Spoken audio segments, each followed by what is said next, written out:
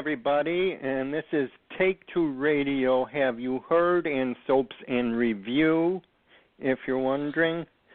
Tonight we're bringing you some of the latest news around the soap world, and we're talking about the plots.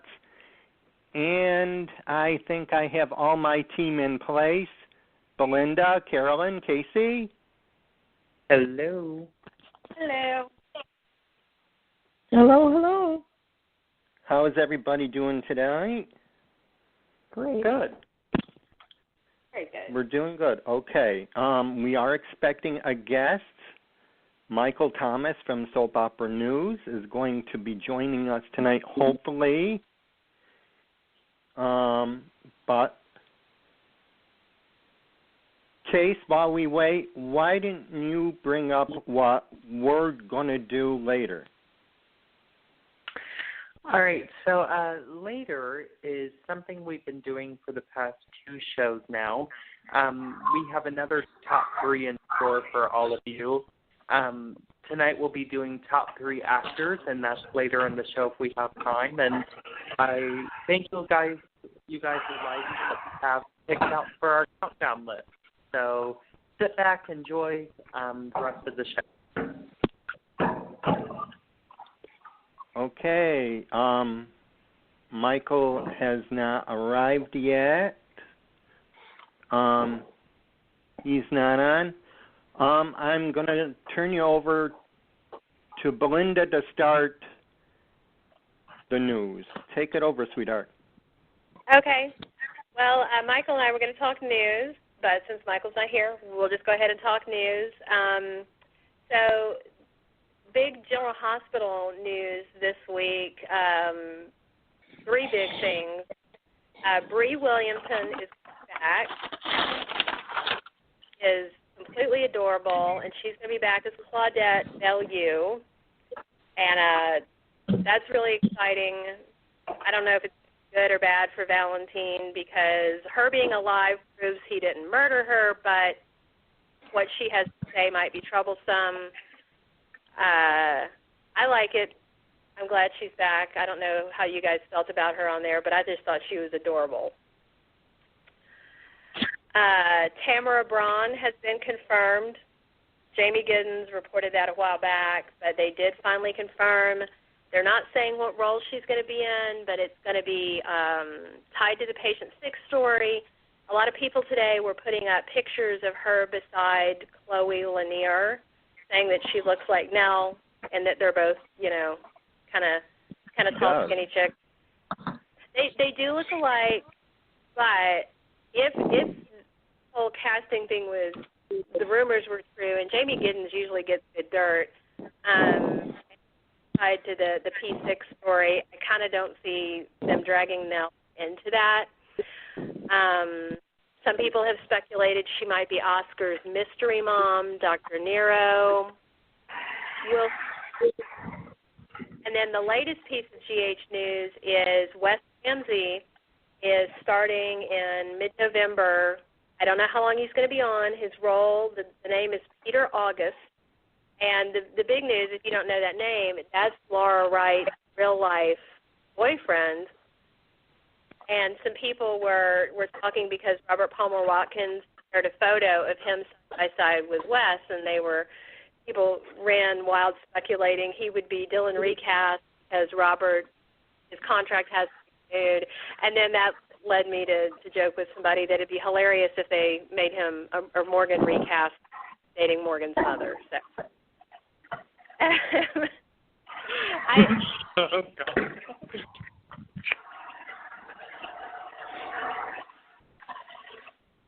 Because the official release, it said he would be there to the state, but it didn't say any kind of extended run, so we don't know.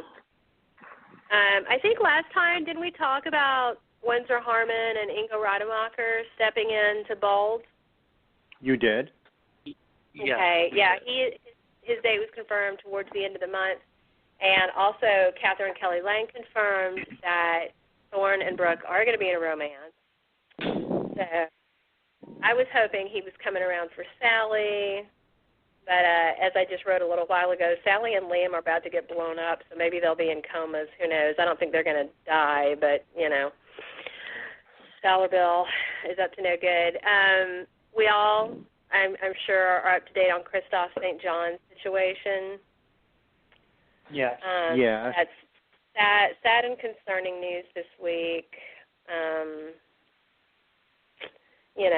And some people just kind of running wild with it. And what I think we should say about that is we wish him well.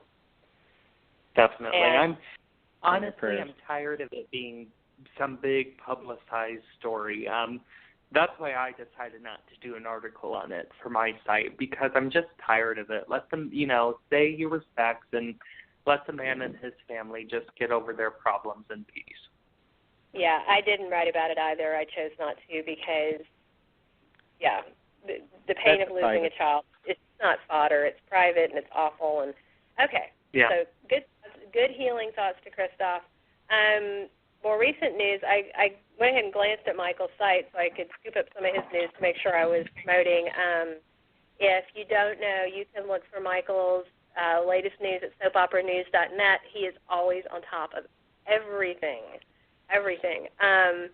He also reported today that y'all correct me on the names if I pronounce them wrong.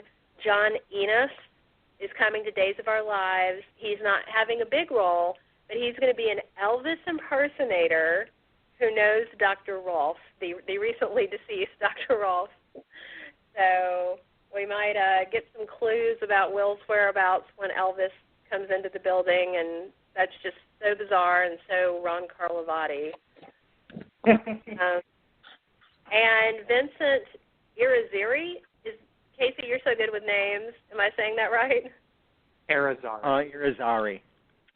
Irizarry. Vincent Irizarry is back for a little while to film some Deimos flashbacks to explain his relationship with Eve Donovan, because Cassie DePive is coming back. So he is coming back, but not alive, So that's exciting.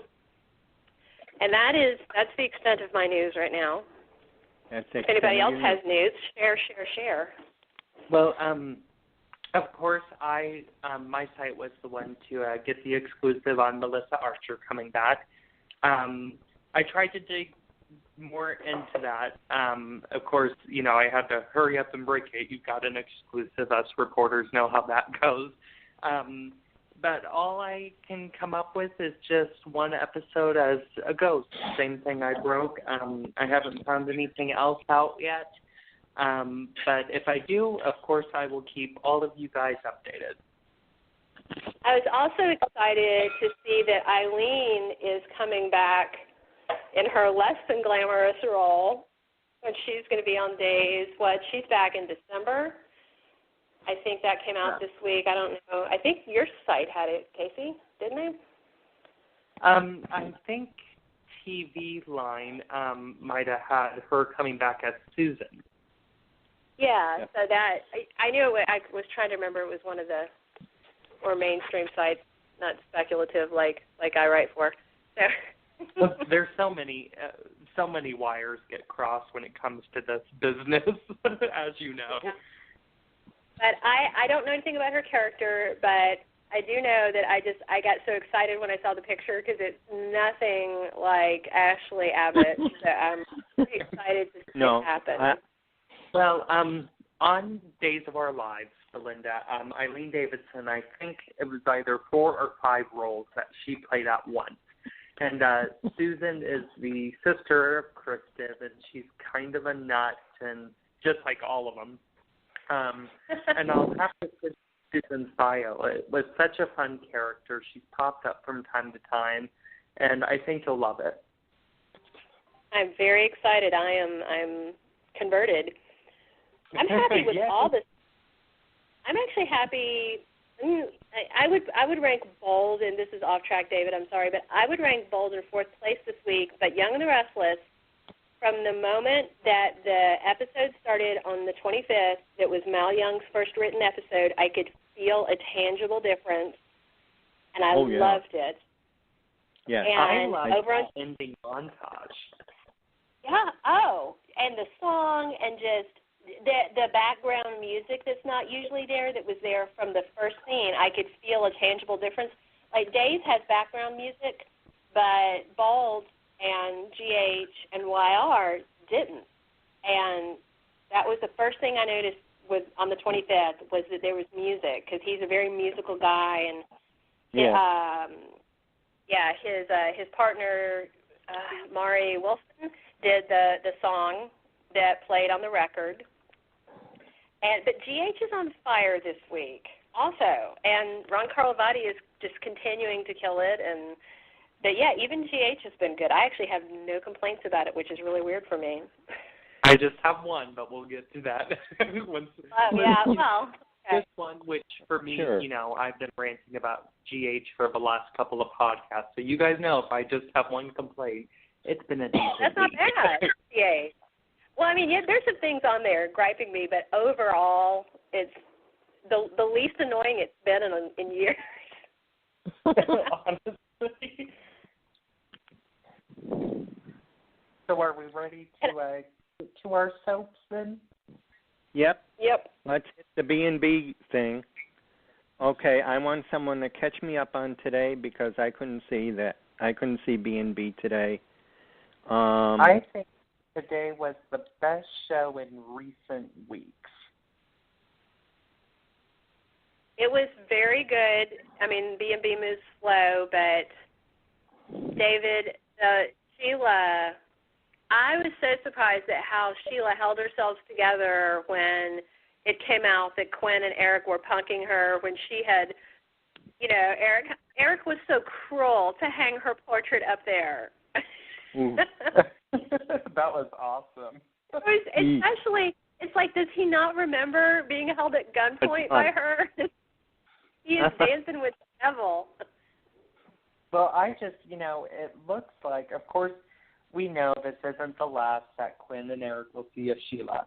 But I hope that today's ending means that she's coming to Wind-R, and I hope this whole time they've just kept it this big, big secret. And I mean, just something. Wind-R is great right now. I think in 2 episodes, the drama has been amazing just in 2 episodes. But it's time to get Sheila over there, and I'm hoping that today's end of The Bold and the Beautiful was kind of a little hint that she's coming to Genoa City, because she's done what she's done in L.A., and I just hope she's coming. I would not mind seeing her go, but honestly, I feel like she's not going. I feel like she's about to go into super psycho mode, and I think she might murder Mateo. Who knows? I hope so, because that boy break can't act. lines. I mean, Eric destroyed today that wish, that hope that was keeping her tethered slightly to reality. And that was awesome.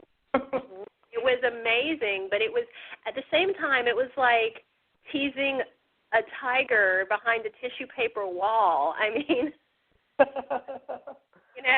she's a nut bar par excellence. And I actually was kind of excited at the end because I was like, oh, she's about to go full Sheila Carter. I don't think she's going. I think she's about to go off. So we'll see. She should. And honestly, it's about damn time. This story started off really strong. But Brad Bell pulled a General Hospital where you've got the beginning of the story and you've got the end of the story, but you don't have everything that's supposed to happen in the middle. Yeah. We're like, we've got her here for a year. Let's dawdle. Yeah. Yeah. And honestly, my one major complaint is Sheila's money situation. 1 minute she has to get a job to afford her hotel room, and the next she's paying Mateo $10,000. Yeah, I mean, I tend to think with that she probably gave him like a week's worth of tips, and because she was telling the rest of the money would come when she was Mrs. Forrester. I don't know. But it is. people have commented on that. I've seen that a fair amount on Twitter. They're like, where is Sheila getting money? She's probably kidnapping and selling babies. I mean, who knows? Yeah, that's the real Scott we got in Germany.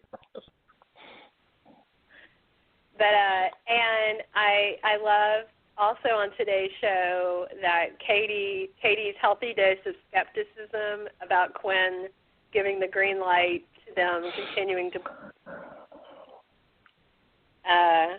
But I do think that Quinn had kind of a reality check when Eric walked out the door on her. So I think she's just going to have to eat that frog and live with it, you know. She'll be conspiring. I'm getting on board with Wyatt and Katie. I truly am starting to do it because I'm starting to forget everything he's her son's brother. I'm starting to forget all that and get on board. But they have my main thing is why was everybody pissed at Quinn? I would have done the same thing. This is her main enemy, and she's doing her son. I mean, come on, I wasn't mad at Quinn. Quinn was kissing her stepson, so you know. I think Quinn. You got it there. Quinn can't throw shade at anybody for literally anything. She shoved Deacon off a cliff. She tried to run Liam through with a sword. She was macking with Rich. I mean, for her to throw shade is she needs to remember where she came from, not where she is. So, but I first said that Katie and Wyatt were going to get into romance. I said this back in summer, and I just got so much hate piled on me about it, and now it's all. But it's funny because I could see them. Wrong with it. I don't see anything wrong with it. I don't. I mean, it's, in real life it would be disgusting, but it's Bold and the Beautiful. It's what they do. Everybody's brothers, mothers, lovers. So. Yeah, I kind of remembered. It kind of reminded me, people going insane about the storyline, it kind of reminded me when Ridge and Bridget they tried to put... Oh, yeah. Any of you guys remember that? Yes, I do. That one did not work. I was like, hell no, we are not going to see Ridge and Bridget. Well, she thought he was her uncle. She still thought he was her uncle when she first started fantasizing about him. That was what was so gross. It was they hadn't drawn the line yet, So. Well, not only that, it's just I don't get why you would be attracted to someone when they've been married to your mother 7,000 times. Yeah, no, it's gross. The other thing that killed me Friday and then carried over to Monday was Bill's crocodile tears, and I wrote an article. I was like, yeah, Bill's lying. His crocodile tears. His war moment, because if I can talk spoilers without upsetting anybody, he takes back Spectre Fashions next week, and he blows up the building on Halloween, and Liam is in the building with Sally. Oh my God! He doesn't know that Liam's in the building with Sally. Justin's texting him, telling him, "Don't do it. Don't blow it up. Your son's in there." And he blows it up because he's crazy, and he just has to build his skyscraper. And, the second after it goes boom, then he finally looks at his phone. Who gives Dollar Bill a button to push to blow something up? That's not safe. And who doesn't check a building, but whatever, So, yeah. Oh my God. I mean, they're not going to die or anything. That really happened? Yeah. Yes. The cover of CBS Soaps and Death is on one side it's Bill and Liam, and it says Spectre goes kaboom, did Bill kill his son? And then on the other side it's Young the Restless, and stupid Nick burns down his own bar this week when there's teenagers in it. And what? Oh my God. And well, to be fair on Young the Restless, it's Halloween. They burn something every year. Oh. It's their fall tradition, They burn the top of the tower. The Clear Springs disaster one Halloween. We just had Stitch and Ashley run out of Fireball, and now this. So, yeah, they really do. they love Halloween disasters. GH had guns out today, and it's like, okay, we have to burn everything down for Halloween on every soap. I haven't seen days leading up to that, but we are going to have zombie will, so. But that is so, go look in the history of Days of Our Lives. Us Days fans really take anything with open arms. Oh, yeah. I mean, I watched GH. They had vampires and aliens. I'm fine. It's just funny. Well, and people trying to freeze the world, so. Oh, well, but that was legit science. That's different.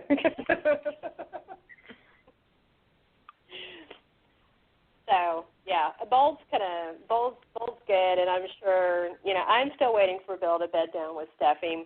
Maybe he's blowing up Liam on purpose. Who knows? I wouldn't put it past him. He saw the phone, and he was like, screw that, I want his wife. Boom. Oh, my God. I can't believe that's going to happen again. Yeah, well. And I'm thinking that explains how Brooke ends up with Thorne, because she's supposed to have like a millisecond of a second thought about maybe I shouldn't divorce Bill, and then, he blows up his son, and it's like, yeah, I'm going to sign those papers. I like him when he's evil. So, Casey, what soap are we on to next? Young and Restless, so we can get our ranting done with. Or Days. Let's go to Days. Because Belynda's on the Days now, and she's like on it like white on rice. Yeah, I am in love with Brady. I don't care how big of an SOB he is. He looks great. And I love Greg Vaughn. So I love Eric too. I want to be in a Eric and Brady brother sandwich. So. Girl, I almost won when I was at that Chicago event. Yeah, they're both amazing. So, yep. So, my one thing, I didn't see it today yet, because I always see Days after the show. It was a slow day today. But I have to say, I'm really happy that Adrian is coming out of jail. Yes. And Bonnie's gone, and,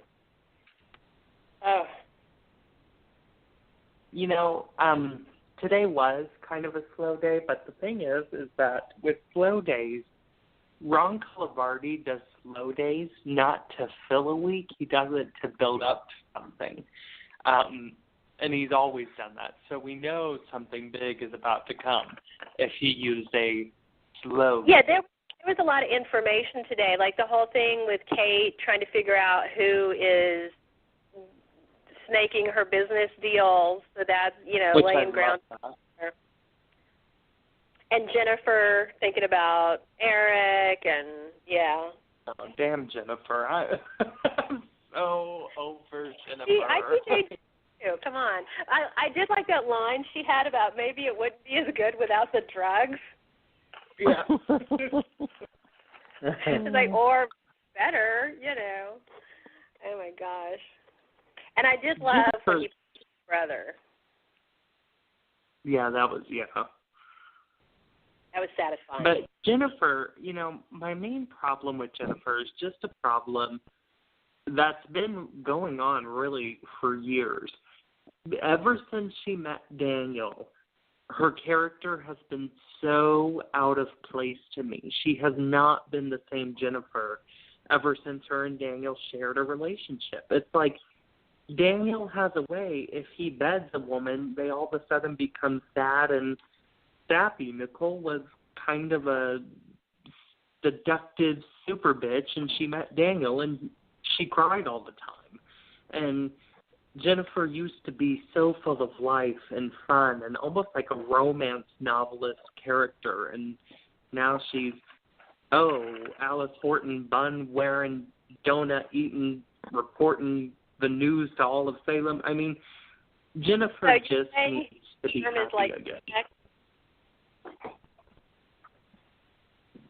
you're saying his sperm is like Xanax? It just... It is. I mean, you get some Daniel Jonas. Well, you can't get him now because he's dead.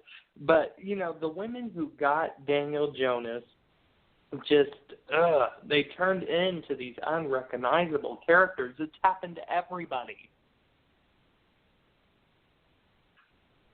But, you know, Ron has a way of fixing that, and I'm hoping he will inject some happiness into Jennifer's life and make her who she once was.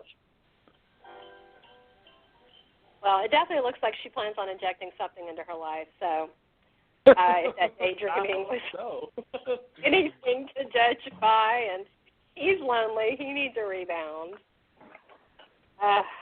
She takes some notes from Ava. Now, Nadia Borland is pregnant, but they don't have her character pregnant on the show, correct? Oh, I Carolyn? thought she already... No, she's had the baby and she's back to normal. That was a while ago. I didn't know because I just saw this giant purse in front of her today, just everywhere, and I was like, because her face has always been full. She's even when not pregnant, she just has a full face. She's so pretty.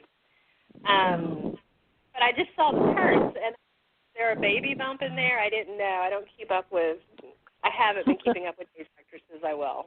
So she could just take that as an acting choice. Maybe, you know, I don't want to make this sound rude because it fits with almost all of it. Maybe she's working off some weight and she just wanted to throw that in as an acting choice. You know, so it could have been that. But yeah, she's no longer pregnant. She shot out the baby, and Emma Ryland is in drapey stuff on GH. She's like, my weight's not coming off because it's going slow. She's like, you're going to see me in movies. She's going to feel some Tracy Ford. You're going to see me behind a purse. Yeah, I'm going to see me behind a purse for 6 months. Exactly. You get the table, laptop in front of you, all that good stuff. Hey, baby weight's not easy. So who do you think has been who paid off Dr. Rolfe? Any well, my first guess was Kristen because I knew Eileen was coming, but that was before I knew that she was coming back as Susan. Well, but could it have been Susan? I don't know. I'm not too up on Susan because I know Susan is EJ's mother. Am I right? Yes, she is. Yes, yeah.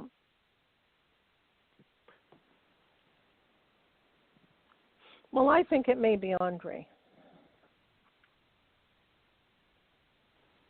Yeah, I mean, this is one of those stories where I know the reveal's going to be great. Ron does some of the best reveals in daytime history. But I feel like in this story we're just missing something. Like, if EJ was still alive, I think that would make it a lot easier to say, oh, EJ paid him off. Because you could have Sammy mad at EJ, but EJ also has this love for Will. And so there's just that predictable option missing. Because in a story like this, I think you need a predictable option that you know it's not going to turn out like that, but you can still point the finger at that person. And that's what I like. Yeah, I like. Well, did you see how nice Andre was with Kate, and she was all falling in his arms, and so I said, oh. That would be terribly cruel to listen to her cry like that, knowing that he was responsible for letting her. I mean, I don't know that much about him because I knew. Is he capable of sitting there and being that callous? Well, he was a serial killer. I think so. Yeah, but my PH character was a serial killer. I have nothing against serial killers. Andre came on first to help Stefano with all his evil plans, and then he went off the rails and he became a serial killer, and he killed like 3 people. And which happens so all the time. People, you know. He is capable of that. Oh, and he brainwashed Marlena into killing half the town and lured them all to an island and had an earthquake/tsunami happen, and he's done a lot of questionable stuff. You know, the plot line is trying to make him a nice guy. You know, he's in there and he's trying to help Kate and do this and do that. And I think, well, I don't know. He's he can't change that much. Not Let me Andre. ask you guys a question. Knowing Ron Carlivati's love of resurrection, do you think there's a chance that there's somebody, because you mentioned EJ, who might be dead, that Ron might bring back to life as the villain in the Will situation? And if so, who? EJ is kind of a funny bring back from the dead character. When the character was shot and died, he was laying on a morgue slab, and his sister Kristen, played by the wonderful Eileen Davidson, came in and injected him with this serum that was supposedly going to bring him back to life. And through the years, it's been like, I think, 2 years now, and we were all like, oh, you know, EJ's going to come back in this storyline, and he's going to be played by this guy. And at one point, we all thought he was going to be played by Michael Muhney. And it was just, it got really out of hand, really hectic. I think the idea has been pitched in the writer's room, but I don't think they're ready to follow through with it. Well, they're going to have to bring Will back because Dr. Rolfe injected him with some serum. So I think that's how. Did you see it this week with Sammy and Hope? Oh, yeah. Yeah. Well, I mean, just Ron. That's like almost his quirk about bringing people back from the dead. I mean, he's been the king of resurrection on GH. I mean, Jake Weber was run over by his grandfather and donated kidneys. And we watched him. Yeah. People who knew him were doing surgery on him when he flatlined and died. And he resurrected that child. So, you know. Well, and, you know, Stefano, EJ's father, has the most returns from the dead in soap opera history. Belinda, I don't know if you know that, but the character Stefano has come back 13 times before the actor actually died in real life. Yeah. Yeah, that's. But I think the only thing left the last time was his ring. Yeah. Oh, maybe this is it. Maybe because Ron's trying desperately to save days, so maybe it's easy. Well, and, you know, the thing, I'm speculating because, you know, Susan is coming back, and I think she'll be tied into this Elvis story, and EJ's full name is Elvis. And he only got that name because his mother, Susan, was obsessed with Elvis and everything else. So is Elvis going to be connected into an EJ return? I mean, that's definitely a possibility. Well, maybe EJ had plastic surgery and now he's an Elvis impersonator. You know? I don't think there you go. Yeah, I don't think the actor that they're using is a big enough name to be the recast because, I mean, Ron's been bringing back big. I mean, he got Tyler Christopher. Now, do we know who Tyler's playing? No. I don't. There was a script cover leaked, and I just wrote an article on it. The show that this script is to airs in March of next year, and it's got a character on there that we have not seen before by the name of Stefan, and everyone thinks that Tyler Christopher is going to play this Stefan guy and play a Demera because Stefan is so closely related to the name of Stefano. So, how old was the actor that played EJ? No, I think 38. Yeah, about 40, 35, 40. Tyler is early 40s and looks younger. And it's a big name. Confirmed that Tyler will play a new character, because we all speculated coming into this that he would be EJ, which, hello, I don't know why that wouldn't be the logical casting choice, Days of Our Lives sentence. But apparently he's playing a new character, according to Soap Central. And their information comes from sources at the network, and I just know that the producers at ABC, the showrunners, they lie. And they yes, they do. ABC lies so much. They categorically lie, and Ron was a showrunner, over at ABC. And so I'm just saying I wouldn't necessarily discount counting that chicken, because he may have walked away with that little trick from Nathan Varney and Frank Valentini. Not only do they lie in interviews, but they put out promos that are absolutely lies. I mean, well, that could happen because when Kimberly Hold on, Brown, guys. Someone's here wants to say hello to everybody for a little while.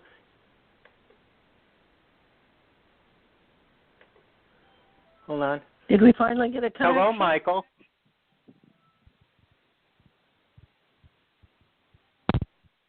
Michael is? Yeah. Hey, Michael. Hi, Michael. Just stepping in to say hello. I just got home from work. Well, I hope you don't mind, but I read news off of your site, and I made sure to tell everybody there to check for the news since you weren't with us for the news segment. That's no problem. I'm really sorry I'm so late, though.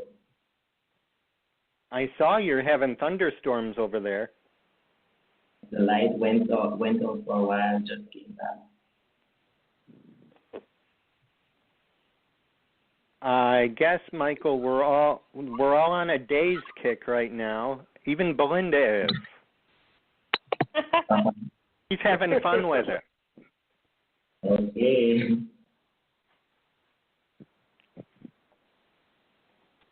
Well, I think we probably, Casey, CAROLYN, have we exhausted our days ranting? Or Casey, do you have more ranting to do? I just want to say one more thing, and then that's it. I'll be done. I swear, I promise.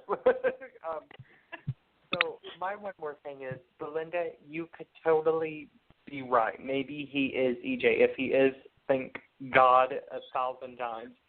Because, when Sheila, Kimberly Brown, when she came back to the Bold and Beautiful, one of the ways they kept it a secret was they used names in the scripts instead of Sheila.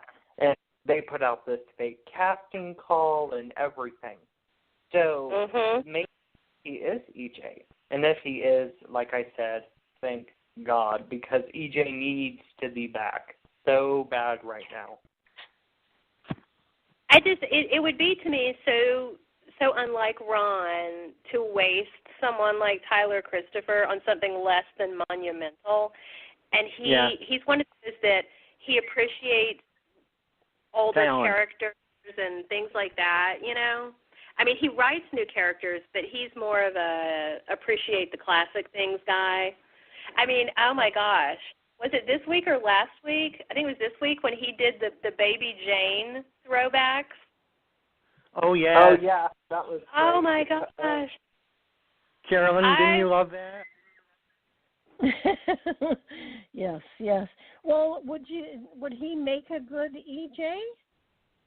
David? Oh, I think if anybody can live up to James Scott's huge shoes, it would be Tyler Christopher. I think he could definitely be EJ DiMera. And Belinda, I recommend that you go on YouTube and maybe look at some clips and give your own opinion if you think Tyler could fill the role.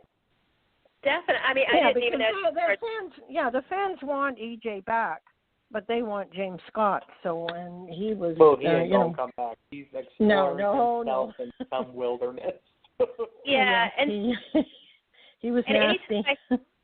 I will go watch some videos, but anytime I hear people starting in with Michael Muni about anything, I'm like, I don't think he's going to get a network soap job again. No, probably not. Yeah. I mean, we don't know what happened, but I just think he's a legal risk. In He daytime? definitely is, and, I definitely miss him. But even I don't think he could have filled James Scott's shoes. I think he's a wonderful actor and everything. I love his Adam. He's my favorite Adam from Windar. But I just think if anybody's going to fill the shoes of James Scott, it would be Tyler Christopher. And I hope he's EJ. Honestly, Stefano doesn't need another hidden away child. He already has 9 children. So why not bring him on as EJ? Right. It makes so much sense. The script showing the name Stefan might have been a clue because he's tied to Stefano and, Right, yeah. Oh, definitely. We'll see. I will go watch some videos that, Now, I have talk a about question. Young and the Restless. Ali Sweeney's, okay. I Michael? recommend you watch Ali Sweeney's reel from 2 years ago, and that's all I say. Okay. Michael, can you hear me? I'm not hearing you so clearly. Okay. Is there any truth to the matter that Robin Strasser's coming on days with Louise Sorel? Because there was something odd in Twitter I saw, and people are speculating. Yeah, well, I did hear about that, but as far as it goes, she says it's not true. So, I guess it's just for us to wait and see what happens. We know that sometimes they will make mistakes and put out hints or some clue on Twitter, and then we'll have to retrack it based on reaction from the show. So I would say I'm really not sure, but she said it's not true. Not true. Interesting. Yeah, I just wanted to catch that because I know you guys are pretty good on catching things undetected. Right. But do we, are we going to believe her? Because we've had people who have, revealed something, and then the network is like, why did you let this out? You can't let this out. And then they're like, oh, shoot, I've got to take it back. So either I deny it or I delete a tweet or something. So do we take her at her word? Yeah. I would The last give interview I saw with Robin, she was very adamant and said she wouldn't be coming back, and unless things have changed or she got a great offer, I would be surprised. Or maybe even Ron did try to get her, and in the long run it just didn't work out. Because what I love about Ron is he wants to hand jobs. If he's going to create a new character or if he's going to recast somebody, he's most likely going to pick somebody that is an old beloved soap actor. So maybe he did try to get her at one point.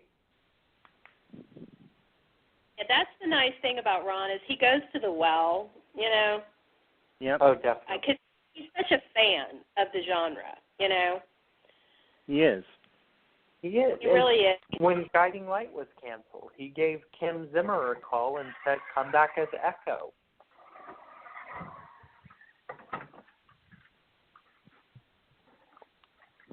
Yep, I appreciate that about him, and it's funny because I had gotten used to Jelly over at GH, and I really hated them. I thought they just really sucked, and pardon my French, and it's like I didn't realize how much I missed him. It's like I wasn't happy about everything that happened with him, but then the further down the road with them, it was just like, oh, where's Ron Carlivati? So. I hated The Mask. I thought those masks were the most stupid thing. It happened once, and I was like, oh, this is pretty interesting. And then he just beat it to death. But here's the thing. Even in the midst of all that mask that he thought was stupid, all that going on, he still kept overall ratings at 3 million. And they have not hit overall 3 million ratings, even with Steve Burton back. Yeah, he saved General Hospital. He did. Flat out saved it, and I think he can save days, and, so. And, wait, are we talking about Steve Burton, or are we talking about Ron Carlivati right now? I think you're flipping it. You're talking Ron saved DH. Yep. And he's Ron saved DH. Now we save days. That's what we do. We start out with one topic and we go off on our separate tangents. So we started with broadcasting people from other soaps, and now we're how he saved General Hospital. That's just how good we transition here. Seamless segue. It's genius. Well, before we leave Dave, I don't. Bonnie is done. I know that's she's leaving town, but I think Judy Evans did a great job with the dual characters. Oh yeah. I have to give her. Yeah. And just Judy Evans really showed everybody that she can still act circles around a lot of people, because this has been a girl that has been sidelined for almost a decade. And this is a girl people used to fight to get. Another World got in a bidding war with Guiding Light to get her as Paulina Corey. I mean, people fought for Judy Evans back in the day, and she showed that she can still show up. And kudos to her, kudos to the writers. It was a fabulous story, and I loved it. Do you know what? When I did not realize for a hot second it was the same actress. Like, that's how good it was. Just everything about it. Like, holy crap! I was like, my daughter was home from work yesterday, and she watches Days a little bit, and she came in and she said, "Well, Adrienne would never dress like that. What's she in that white dress?" And I started to laugh because she hasn't seen it for a couple of months. She says it's a long story. And she says, "Oh," she says, "well, that's really nice. She's doing a really good job." I said, "Oh, yeah, she's playing both parts." Honestly, Judy Evans killed it. And, Deidre Hall was amazing. When she came out in that wedding dress, I said, "Oh, my God, this is so priceless." They're all standing there. Like, that dress. Oh my God. Linda Dano, Another World, Felicia Gallant wardrobe. I mean, that dress was awesome. She thought she had them all, and then they turned the tables on her. Oh, as it was unfolding, the expressions on her face, I said, "This is just priceless. She's doing a great job." I loved every minute of it. And then she left yesterday in her sunglasses, and she'd be back. They haven't seen the last of Bonnie. I'm like, "Come back, Bonnie. I don't want her to leave." Yeah, she slinked out of the square. I mean, like nobody was going to see her. Oh, she was too funny. I also liked that. What's the maid's name? Sheila. Sheila. That's what I was thinking. Sheila, but then I thought maybe I was having a bold flashback. I loved that Sheila was so classy and let her keep her brooch that reminded her of Mickey. Like, that was awesome. I loved that. I thought that was a great little touch, and it was very, very nice. So does that mean that I am loving T-Boz on this show. I'm like, she can act. Like, she really can. And I love that they have her talking hood, and I love that they have her just being this real character. And I love the jokes they poked at TLC, and it's great. Oh, the whole thing's great. Yeah, she's been really sassy. I like her a lot. I love her chemistry with Lamone Archie. Yes. Yeah. And that was I nice thought that the history was good.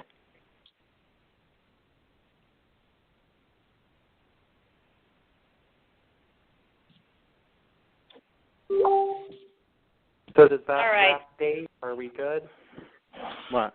We're all right. Well, do we want to move on to Y&R? Yeah. Sure. I'm so excited to discuss it with you, Belinda.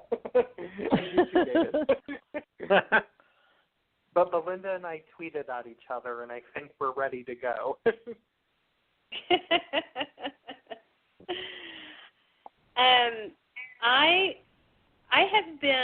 I was real excited, when they brought Mal Young on, and I mean, you could see the writing on the wall that he was going to be there and Jill was going to be gone, and then bam.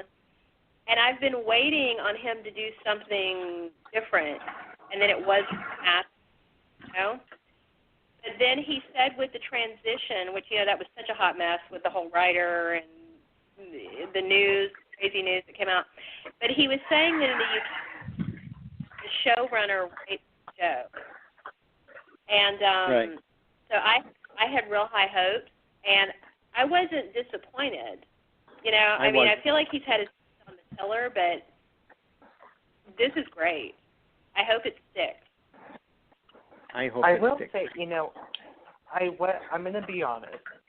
I wasn't a big fan of his first episode up until that ending montage.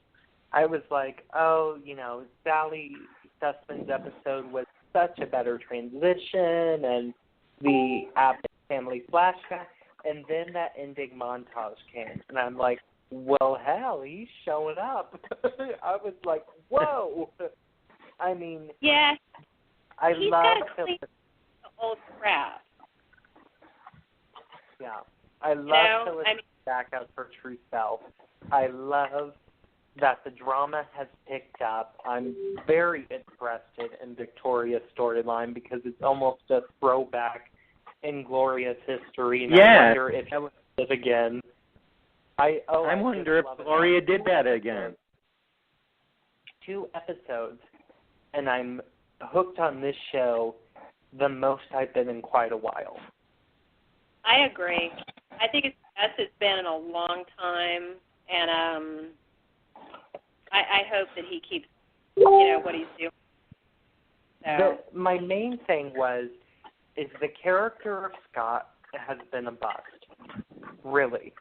I love him with Sharon, but overall, the viewer's reaction to the new Scotty has not been really all that favorable. There's a small army of us who love him, me included, and love him with Sharon.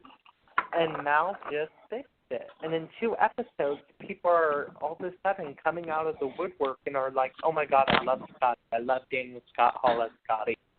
And so, he speeds up the drama and he fixes a character that audiences were not really feeling. I mean, that's amazing to do in just 37 minutes a piece per episode. Well, and he also said, he did that new interview where he said it's going to be like a day is a day. It's not going to be a party lasts a week, stuff like that, which, and he said he ramped up wardrobe and told them to get ready, and no soap moves that fast, and that would be amazing. Honestly, I think he wants to bring a more primetime look to Y&R, which is what Y&R used to be. Y&R used to be the best-looking soap ever to air on television, and about the last 5 years, it's kind of lost its look. Y&R used to be very dimly lit. It used to be very soft and slick, and I'm ready to get back to that. And I think Mal will bring us back to that Y&R, which is what this show is at its best. Well, I'm excited, even just 2 days into what he's doing, and I'm interested, and that's kind of saying a lot, because a lot of times I just barely watch, and I'm like, playing Candy Crush. But I will say this. I do have to extend, as a huge Mega Windar fan, I will say thank you to CAROLYN and Sally Sussman. It seems they are apparently retired for good, and I just want to say to them both, thank you for what you brought to this show through the decades that you've stuck by it. And even when they were both fired, they still stuck by the show and supported it. And honestly, we talked about the flaws that were pointed out. The sex ring story was a bust. Thank you, Mal Young, for fixing it. The corporate talk needed to go. But the thing is they really made adult, character-driven stories. They turned the show into a very mature and adult show. And I think that's going to serve Mal Young well as he goes into the future. So thank you, CAROLYN. Thank you, Sally Sussman. Great writers, great ladies, and I wish them success up until their last day on this earth. Nicely done, Casey. Nicely done, Casey. Yes, that's well said. My feeling on all the soaps is they need to get up to speed and things need to happen faster because I don't know, younger people, they don't want it dragged out. Get the storyline, get it over with. Don't drag it out for weeks and months. And we want excitement, fast and furious. That's you can't do that anymore. We cannot have a storyline anymore that stretches out for 2 years. Yes. Because the attention they spans are different. And the attention spans are even different of the people who watched back when those stories were happening. But you can't do that. At the most, a story, in my opinion, should stretch out maybe 6 months, a year if it is very interesting. If you stretch it out all year long, it better be the most interesting story to ever hit a soap opera. But otherwise, I agree. They can't be too lengthy anymore, and that's exactly what I think Mal Young is taking care of. Yeah, I hope so. I mean, we've all of us have turned into, a generation of people that are used to sitting down and binging a whole season of stuff at one sitting. So for it to be like, this is no. No. Bold and Beautiful, I think, is the soap that needs to fix that the most. You, in this day and age, in order for a soap to survive, one of the main things that needs to happen is, A, you cannot show scenes anymore that aired yesterday. Stop that. If you're going to even think about doing that, then do what the ABC soaps did back in the 90s and the 2000s, where they had the previous reel before each episode started, like a primetime soap. So do those and get it over with. But stop airing scenes that aired yesterday. Stop hashing out the plot lines through monologues, because that just bores me to tears. Just get on with it. Do your story. Do your soap. And honestly, since it looks like Mal Young and Ron Calabardi are doing that, Bold and Beautiful and General Hospital need to take some notes on what they're doing. Yeah, get up to speed. Someone was talking to me that's not familiar with social media, and they were talking about Facebook and Twitter, and I said, well, I like Twitter. It's 140 characters. It's done. It's gone.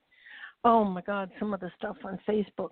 Please, you're just going on. You're not writing a book here. Get to the point. Get to the point. Well, I don't know if y'all noticed at the end of General Hospital today, I don't know if all of y'all saw it, but I was so annoyed. Casey, this calls out to your point exactly. When it's like next time on General Hospital, and you're expecting I saw it too. And it was the exact same scene they had literally just shown with what's his face, ponytail extra going. And it was like, okay, it's bad enough that I know you're going to show it to me tomorrow like it's new footage, but then you have the audacity to put it on the preview reel. Yeah. I was way to keep us tuned in. Oh, my gosh. I bet tomorrow's episode comes in as the lowest rated episode of the week, and I will go and check those ratings, and I think I'll be right. Because it's not like they even tried to hide it. They put it as the first preview scene tomorrow. It's not like they tried to hide it. Yeah, and it's like I'm used to them starting at the beginning and replaying the first, 5 seconds of the scene, whatever, fine. But to show it to me on the preview, I just think it's why I have a headache right now. I blame it all on I was so just chapped about that, and I know it's ridiculous. That's one of the things I'm having to adjust to on days is not to have the next time on at all. Oh yeah, they used to do that, and I think they stopped that in like 2012 or 11. But they used to do that, and I think they had to get rid of it because honestly, it costs money to put those next day previews together because you still use studio time. And I think they were like, if we can save $1,000 by not doing an next day preview, hell, we're going to do it. Yeah. It's just funny because then I was like, oh, maybe it's like Bold, and they released it a few hours later. And so I'm looking, and I'm like, where the hell's the preview? Okay, I have to adjust to reality if I'm going to watch this soap. Dave does put out a brand new promo every single week. They do. None of that stuff that CBS does where it's showing scenes from 28 years ago of men taking their shirts off. Days of Our Lives does put out a new promo each and every week. Now, you know what I love is when Bold and the Beautiful wants to show me again, I'm just going to say, pardon my language, Bill and Brooke in that fucking balloon one more time. Oh, my God. Every other week. It's like, I get it. They rode in a balloon. Okay. Don't show me that. It's time to hit the tree. Yeah, it's time to hit the tree. Push me on the... Yeah. Even one more. I don't want to see that. I don't want to see them in their 30s in that balloon. It's like, come on. So Bold and Beautiful. It's Belinda, you'll have to stop from from holding back.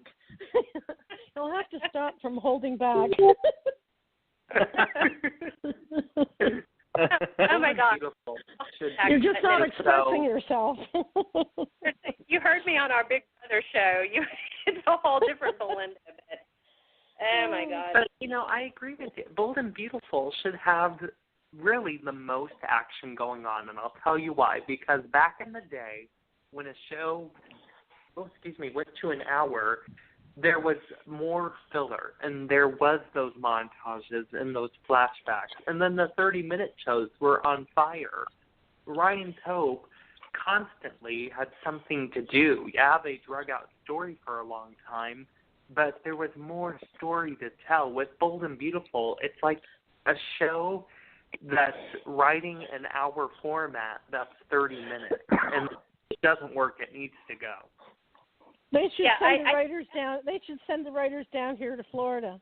They could write storylines and put it on Bold and Beautiful. All the beautiful people. And people are like, Brad doesn't know how to write story. Actually, yeah, he does. My favorite era of Bold and Beautiful historically was 1995 to 2008.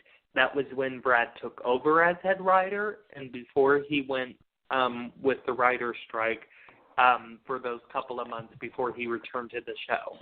So he knows. But is that 30 years ago? Damn good story. He knows how to write damn good story. If my favorite era was all Brad Bell storylines, then why can't it be that now? Why can't Brad Bell write a good story anymore?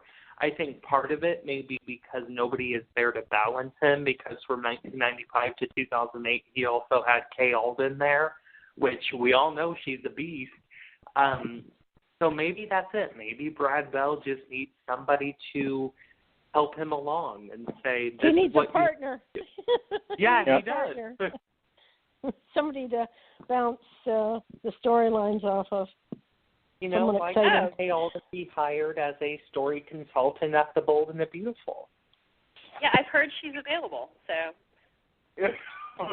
Is she on Twitter? Is she on Twitter? I don't know. Go in and make suggestions. Hey, can we skip over to GH for a minute? Yeah, I wanna start off with the hug. The hug. Oh my gosh. Have you seen the meme? Have you seen the memes? People are being awful. Why are they being awful about that? They were just, some people were cracking gay jokes, and it was pretty funny, but what they did was they were pausing the scene. They were pausing the scene right before the hug where their faces had almost overlapped, but it looked like they were about to smooch.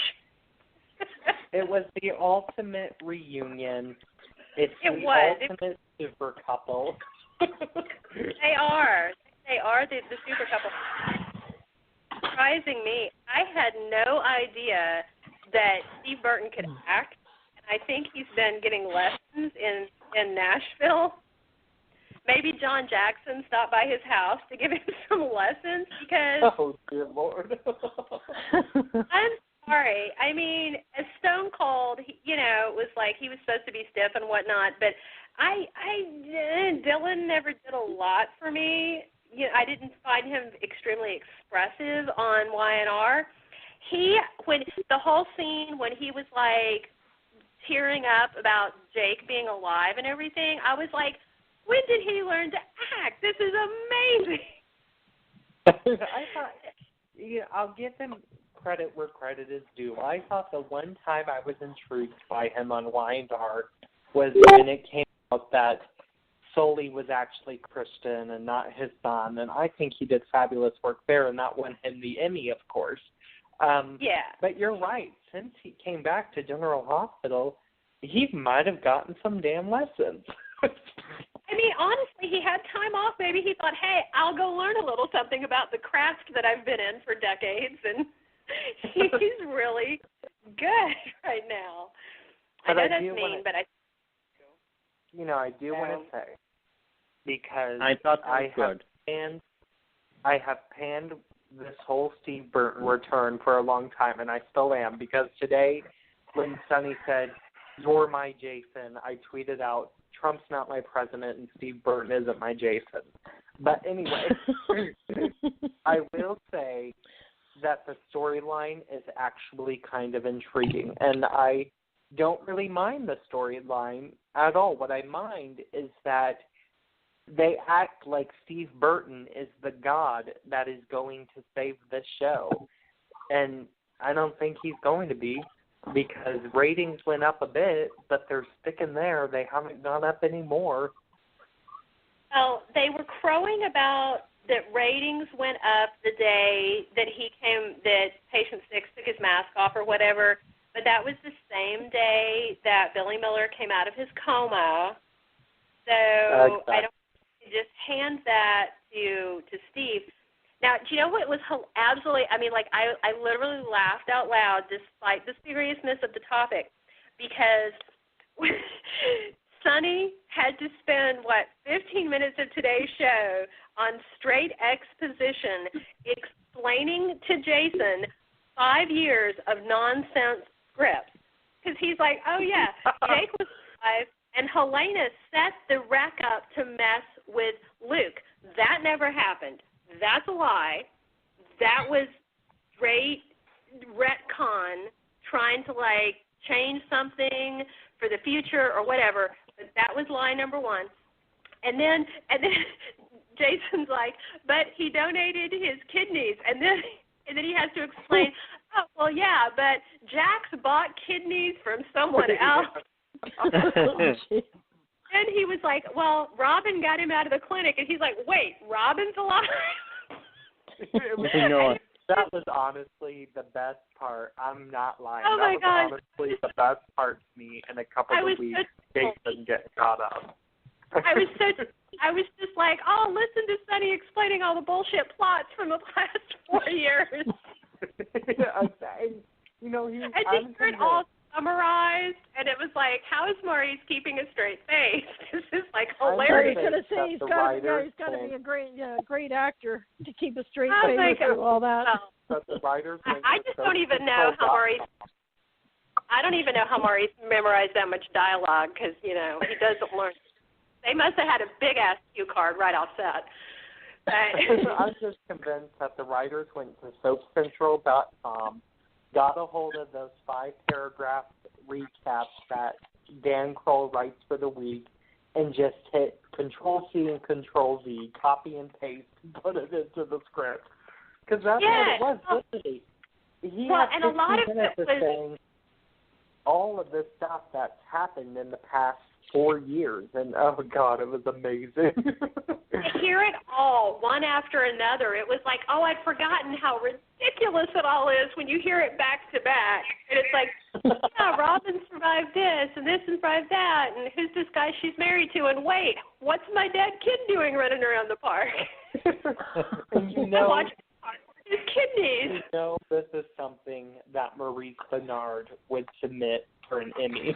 I'm just saying, this is what, basically... amidst a hug? Submits reading out for your storyline. This is how his reels have gone for quite a while now, and I would not put it past him if he submitted this 15 minutes of dialogue. Yeah, I mean, and 99% of it was accurate recap, but that stuff about Helena setting up that wreck to mess with Luke, and it was like, no. This drunk ass ran down his grandkid, his sort of grandkid, and don't try and clean him up. Tony's gone. Don't try and clean him up. Exactly. And I was shocked. So that was the part. I was shocked. Yeah. I was shocked that Tracy wasn't brought up when they mentioned Luke and Everett, because Tracy was a big part of Steve Burton Jason's life. Yeah. I mean, maybe that will come up later, but I don't know. I don't know, but I'm excited because tomorrow at the party, Jason's going to see Jason. Jake Doe is going to see Jason, And I'm also still you can't even talk to like 50% of people on Twitter or Facebook because they're like, Billy Miller's Jason. Steve Burton's the twin. I'm like, are you watching the same show? Come on. Exactly. They would not bring Jason back to play, Steve Burton. They would not bring Steve Burton back to play the expendable twin. Like, seriously. Yeah. I'm sorry. Well, I would believe Steve Burton is Helena Cassadine back from the dead before I would believe that he's Drew. I mean, and he's got 100, and that's what I keep telling. When I take the time to comment, because I feel like I need to educate the ignorant, I'm like, Steve Burton's Jason, 100% of his memories. Billy Miller's Jason has 8% of his memories. Exactly. And honestly, if you just look at the promos, look how they're marketing it. Like, really? Yeah. I mean, could you be more stupid? I am so done with these soap fans lately. They're in denial, and it's like, Billy Miller's pretty, he's a good actor, and he's not going anywhere for at least 11 months. He's signed a contract. I don't think he's going to lose Sam. Sam wants hunky scout daddy who's not in the mob. Burton's ready to take the old job back. He's not getting Sam back. I don't think so. What this reminds me of is when Dallas recast Miss Ellie with Donna Reed, and Barbara Bel Geddes got angry that Donna Reed was playing her part, and she was like, I want to come back to the show. And so they fired Donna Reed, they put her back, and this is exactly what it reminds me of. And fans are just going to have to live with it. Stop being in denial. All the articles have been written. All the promos have been released. Steve is Jason. There's no surprises left. There's not a shred of doubt. Listen to Sonny. He said, "You're Jason." Duh. It's like, come on. Yeah. But if Anybody you pay attention to the outer rim, I don't think, like, Andre was the biggest surprise of all for me, and well, maybe he thinks that he is. Oh, Drew. no. Well, like Sonny said today, where Jake Doe never thought he was Jason Morgan. Carly thought he was Jason Morgan. Now Liz is going to be like, "Damn it, I could have married him." She's going to be off. Scout would have been my baby, but my thing with Andre is this. Andre was the hospital serial killer until all the fans figured out Andre was the hospital serial killer, and then Frank Valentini went back to the writers' room and said, "Make it somebody else," and they're like, Richard Virgin, and they threw him under the proverbial bus, and then they had to drag Heather into it. I think it is. Absolutely, because they used to do that. It's like when everybody figured out that Luke fluke thing, then they went and they invented that dissociative identity disorder crap, because Frank Valentini and Nathan Barney get real pissy when everybody figures their stuff out, because they're telling the writers to write obvious crap, and then they go and they change it to try to have a twist, but it's not a twist if it doesn't make any sense. It's just sloppy after the crap. Nell and Carly were supposed to be siblings, and Frank Valentini liked the chemistry between Chloe Lanier and Chad Duell, and he was like, "I want these two together. Fix it. Do not make Carly and Nell biological sisters." And so they came up with the adoption. Because he can't be an ant banger, and because he's not on Bold and the Beautiful. And well, I mean, it would be a step up for him, honestly. Carolyn, are you blushing right now? No. Sorry, but it's okay. Anyway, it happens all the time. Well, the other explanation that I'm excited about, and I did do a little article about this because I think if they don't go there, they're missing it.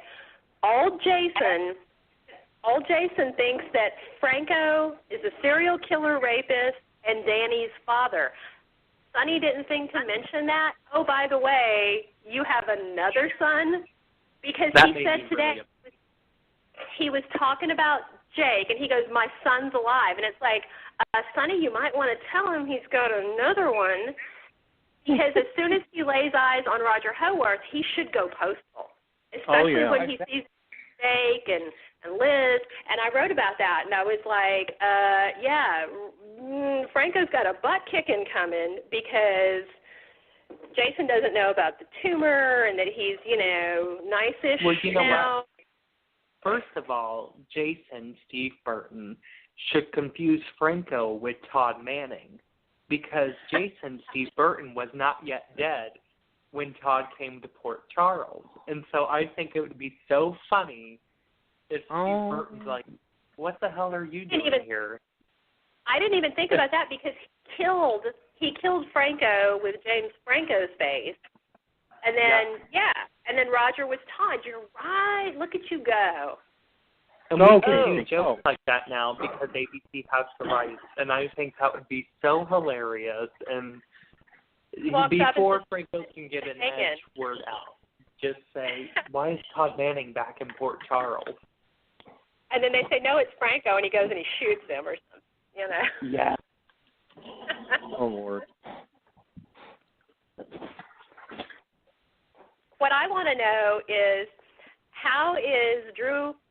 I guess Drew Quartermain can tap into his trust fund, because Edward did leave money for the twin, because Edward seemed to know about it, and Heather knew about it. And because remember, years ago, she broke into the house, not like a day after Edward died, and she opened his desk, and she pulled out his will, and she read it, and she said, "Oh, you took care of everything, didn't you?"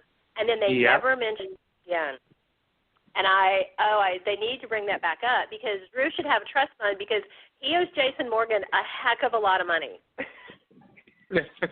Well, he's been spending Jason's money. It's great for it to happen right now. And honestly, I think that actually might give Leslie Charlton some story if they went that direction.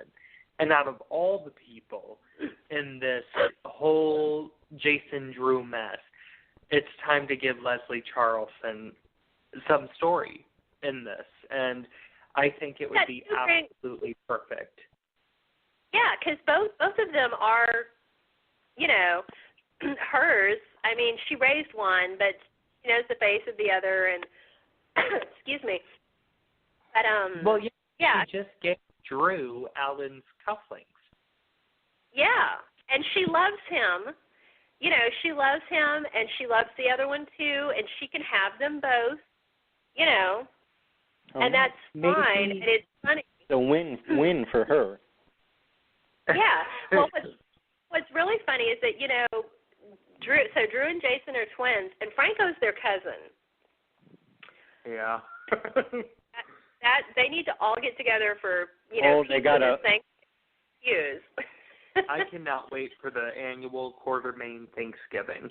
That's all I will say. Because Franco needs to drop by and.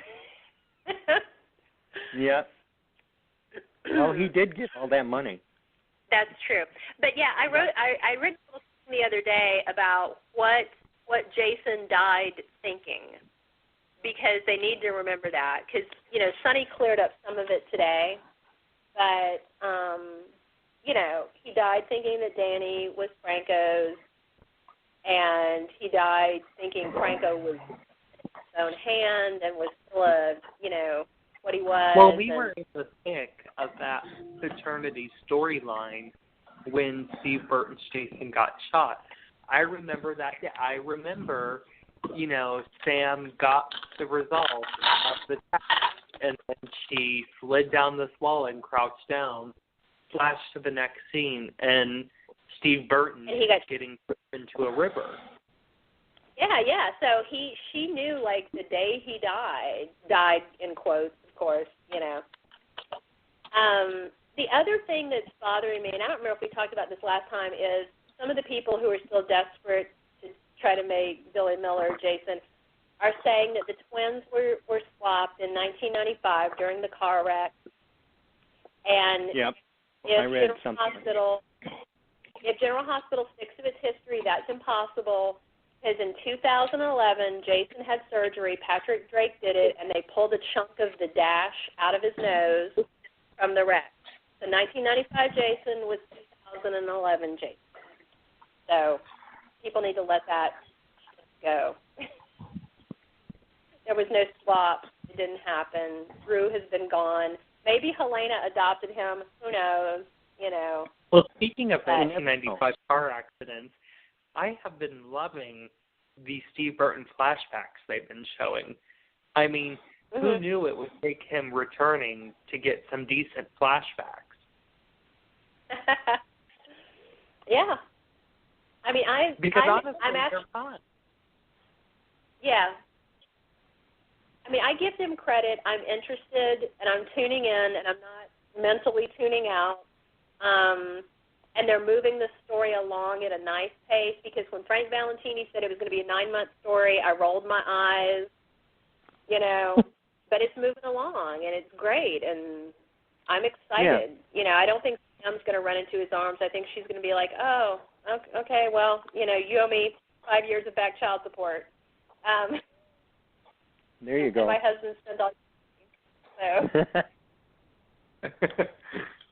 I just, you know, I think we're going to actually get some decent performances from the aftermath. I hope, fingers crossed, like I just said, give Leslie Charlton some material. Because let me tell you, if you want to bet a show on somebody, why wouldn't you bet it on the woman who took your show to #1 in the first place? Just saying. Leslie Charlton can still act. I know it's inside of her. Give her some material. And I can't wait to see how everybody acts with the reveal. I think it's going to be some great acting by everybody. I think so. I mean, I think they're doing a good job, and I don't think it's going to disappoint. I think it's going to be really interesting because this second Jason is going to be stressful for Franco because of Liz and things like that. And Andre, I don't know. Today, he and Dr. Klein both referred to a boss. I'm going to be let down if it's not a Cassadine of some sort. Who knows? But which I want to circle back around. If it's Valentine altogether? Or is it Cassandra? Dun, dun, dun. Yeah, I mean, maybe he inherited the patient 6 problem with the estate and with Helena kicking the old bucket. I don't know. I don't know. I have some theories, but I'm going to write them up first. I do want to go back to that Andre story, though, because we were talking about just a bit ago how the writers change and flip things. So Are we now just going to have Anna with Finn and give nothing to Andre and put him in the storyline, which is not his character, and then write him off in a month? I'm worried. I don't know. I mean, Anthony Montgomery has a lot of other projects and opportunities, and he's, maybe they are writing him off. I don't know. Here's the thing. I want actually Michael Easton to be written out because I love Michael Easton. I think he's a great actor, but this character of Finn, it's never worked for me. Finn has never worked, and the main reason is because by the time Finn got there, Michael Easton had already just been destroyed at General Hospital by playing everybody and their mama. Hell, Michael Easton was playing me. But everybody, your vampire cousin. Yeah. I mean, I'm done with Michael Easton. And Andre and Anna, I was rooting for this new interracial couple. I thought they were hot when they danced the disco. I thought Finola Hughes could move like nobody's business. I mean, they were sexy. Well, she did have Saturday Night Fever at one point, so, Yeah, she did. Exactly, and she knew some tango moves from Duke, so, I mean, I'm really upset that it looks like they're not moving forward with the Anna-Andre pairing, and I think really, shame on them. I think now would have been the time to stand up for interracial couples, considering everything that's going on politically. That would be nice. The other thing that I would be okay with them doing with Andre is if they kept him around and he was General Hospital's new Uber villain. I mean, how many soaps have a black Uber villain?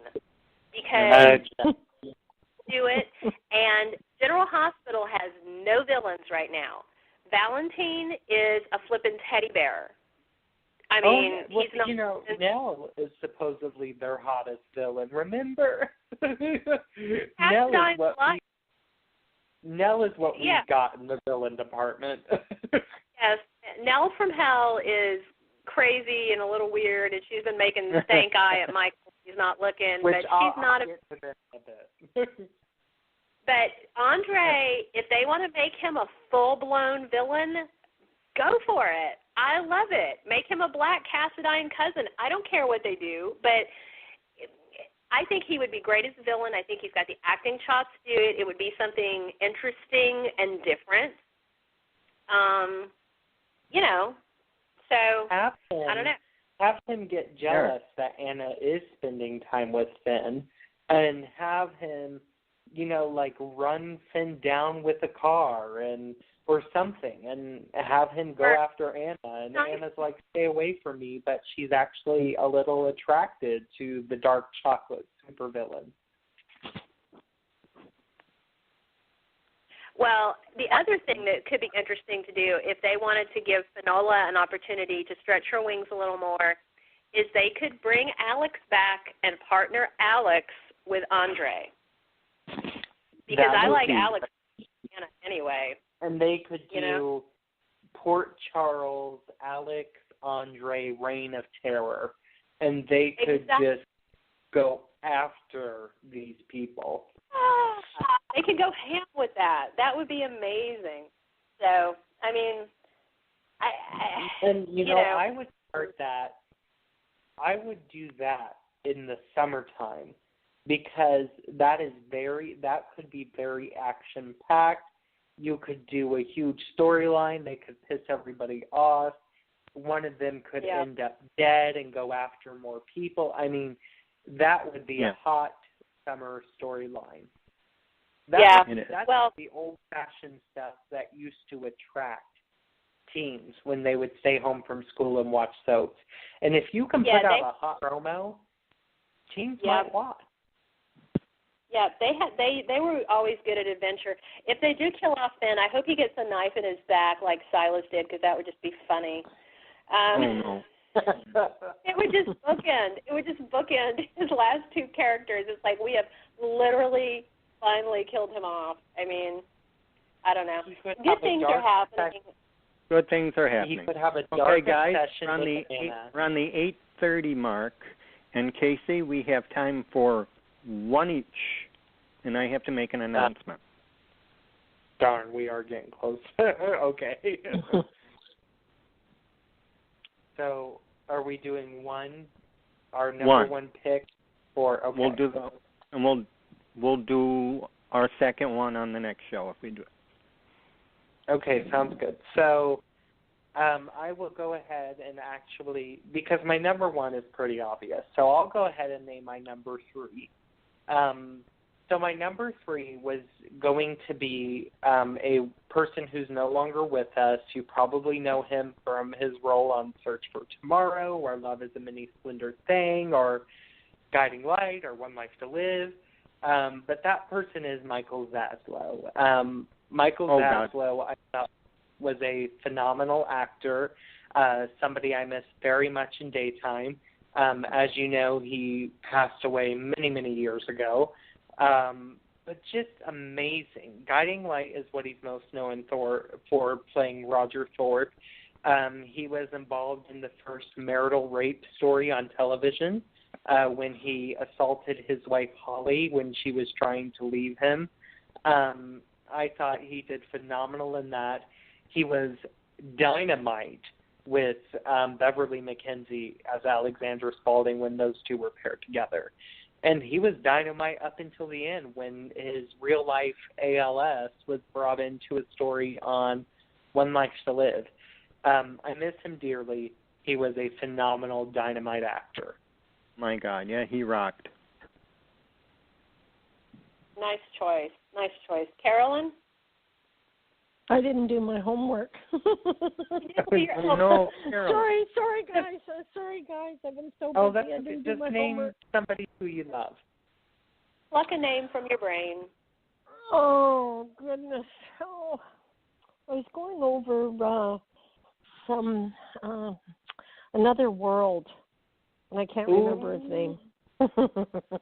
way back. Oh. No, leave it till next time. I'll do my due diligence. Okay. But I'm going back a long time, way before you were born. Oh Lord. Back when scripts were etched in stone. Almost, yeah, carved in stone. General Hospital, episode -5. David, I used to watch soap operas when there was a test pattern at the end of the day. Oh yeah. What, mine? Casey, I can't really top yours right now, but I'm going to have to go with Peter Bergman. Oh, he was my number 1. Oh. He was the one I didn't want to go with. Everybody knows I adore him.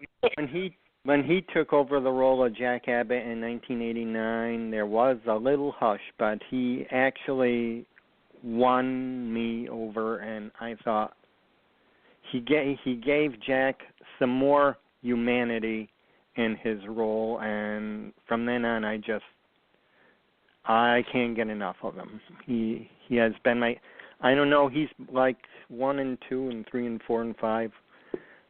I got so many, but Peter Bergman's on my list. And he was good right from the beginning. Right from the very beginning, he was excellent. I remember when he started. Did you like him, David, as Cliff on All My Children? I wasn't watching at that time. I wasn't watching All My Children at that time. Oh, I mean, it's just a great video to go and watch. Everybody has to watch it. Go and watch Cliff and Nina's fairy tale wedding from All My Children.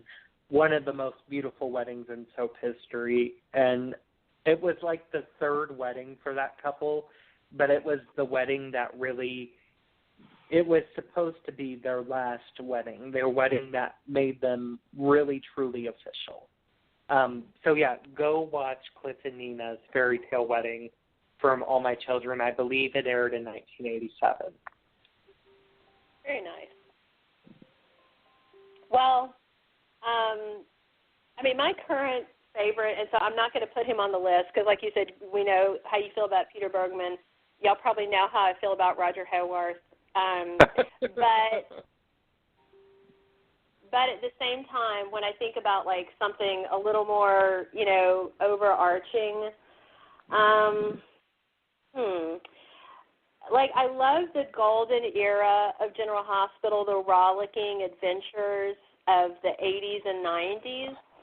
So the actor that I have to think about, and he's still on, you know, soaps, is Tristan Rogers. Oh, yes. I love him as an actor and a human because he likes to drink and then drunk tweet about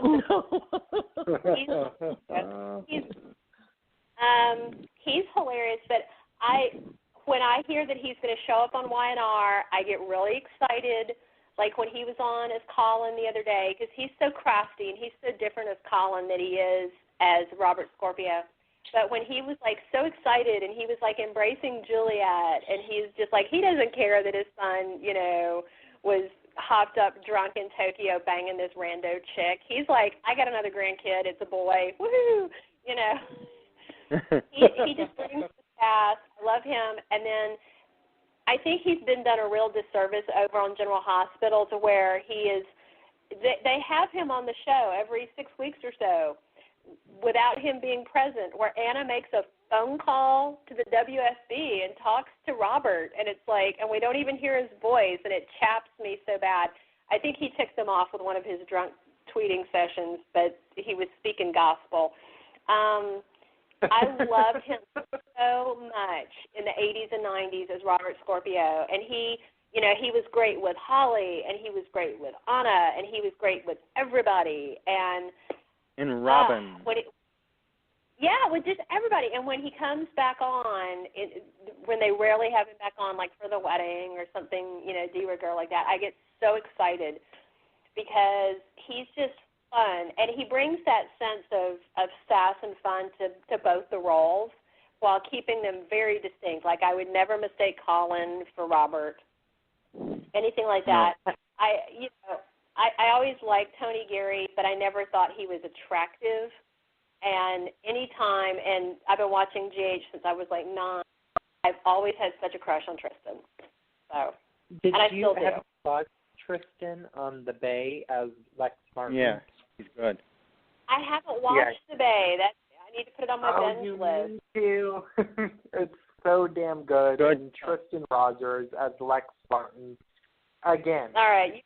You got Tristan me watching. Rogers never acts the same thing twice. Never. It's on time. He's so great. Okay, you got me watching Days. Now I'll go watch The Bay. I'll take your word for it. You're converting me. So it's amazing, and The Bay only gets better as it goes on. Well, that's good because I was going to give some time to Dynasty, and it sucks. So I'll give that time to The Bay instead. See, and I'll say one thing about Dynasty because we're here to discuss daytime soaps, but I think Dynasty is actually getting better as the episodes go on. Of course, I give each show 4 episodes, and that's it. So if this 4th episode doesn't get better, then I'll quit it full on. But I think the third episode was great. I will go back because I do like, and I don't know his name. Like I recognize his face, but I don't know his name. Who's playing Blake? Oh, Who Grant is that? Show. Okay. Grant Show. And I know soap actor, and I was Most like, known for Jake on Melrose Place. that's what it was. Okay, something I haven't watched in a million years, but I did watch it. Okay. Okay. I liked Are you ready? cast. Yeah. Oh, go ahead. So I liked the Dallas reboot, and it died. I thought it was good. You know. Who? I think they were trying to push the geriatric actors too hard. I think that's what killed it. So. Okay. We need so a podcast. That's our 3 for this week, and then we'll do the 3 on the next show. And guys, are you ready for my announcement? Yes. Yeah. Okay. We're ready. Okay. Drum roll. It says I want Take Two Radio would like to announce one of our new neighbors on Take Two Radio. It is called the Christmas Movie Spotlight. And it is on every Sunday at 7 p.m. Eastern. And it's here's the description. Every New Year Christmas movies are released on various channels, such as the Hallmark Channel, Hallmark Movies and Mysteries, Ion TV, Lifetime Movie Channel, and more. We will let you know what movies are coming out that week, what channel it will be on, who is in it, what it's about, and preview it for you. Let's not forget about the holiday music coming out from your favorite entertainers, whether it be rock, country, or any of the other genres. We will let you know about the new releases. We'll be playing some of the tracks too. And I bet you're wondering who's hosting this show. David, who's hosting this?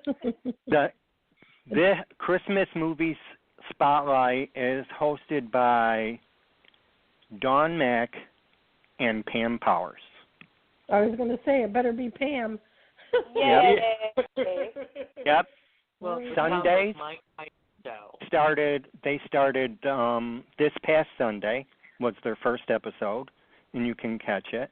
And they're going to do like every Sunday until the end of the year. Until the Christmas season is over. The 12 shows of Christmas. That's exciting. Yeah. Yep. I love it. Christmas Movie Spotlight, 7 p.m. on Take Two Radio, Black Talk Network. And sounds great. Tune in, everybody.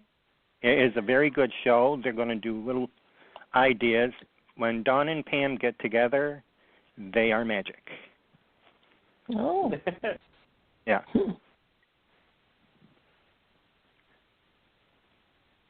So, what do y'all think?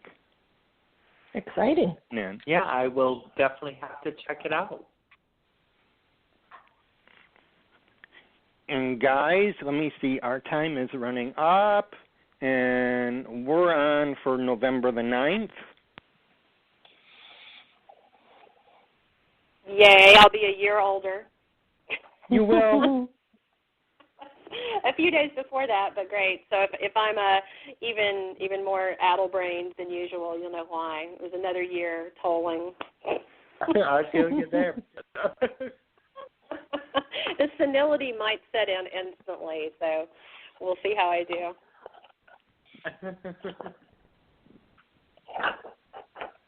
Casey, So yours. It's been great having you all. What do you have? You have a final message?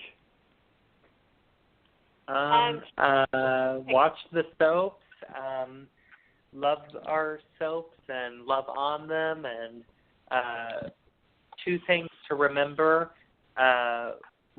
First thing, remember it. Second thing, I'll just tell you how I feel about this. So first thing, remember, soaps are not dead, you guys. They're still very much on.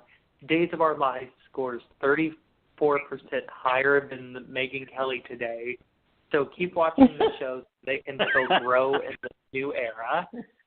And my second thing is help me break up Nell and Michael on General Hospital.